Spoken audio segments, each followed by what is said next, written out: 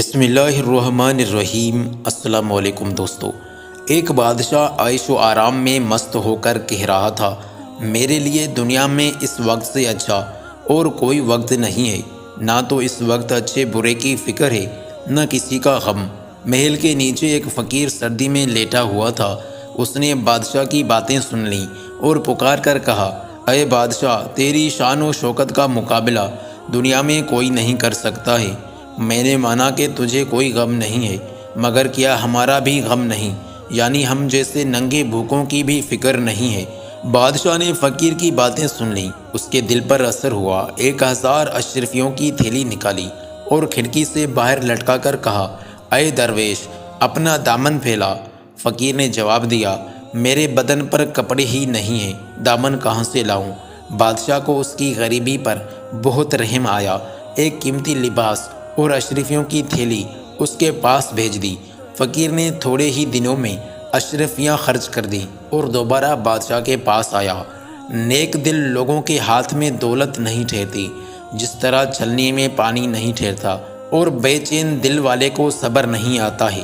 بادشاہ کو اس فقیر کا خیال بھی نہیں رہا۔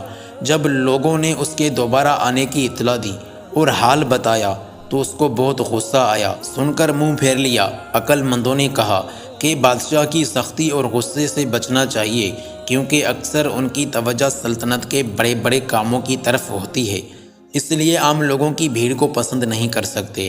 اس شخص کے لیے بادشاہ کا انعام حرام ہے جو مناسب وقت اور موقع کا خیال نہ رکھے، پہلے سے وقت مقرر کرائے بغیر اس کے پاس جائے اور بیکار باتیں کر کے اپنی عزت گنوائے۔ بادشاہ نے حکم دیا کہ اس بے ادب اور فضول خرچ کرنے والے کو یہاں سے نکال دو۔ اس نے اتنی بڑی رقم کم مدت میں صرف کر دی۔ شاہی خزانہ مسکینوں اور مفلسوں کے لیے ہے، فضول خرچی کرنے والے شیطان کے بھائیوں کے لیے نہیں ہے۔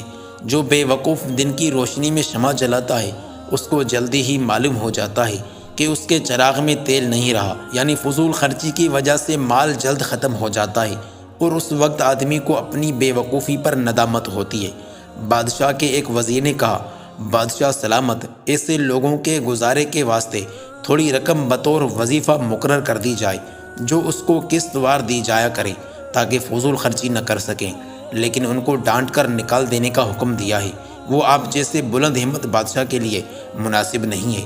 پہلے تو آپ نے بہت مہربانی کی اور اب وہ امید لے کر دوبارہ آیا ہے اور آپ نا امید کر کے اس کا دل توڑ رہے ہیں۔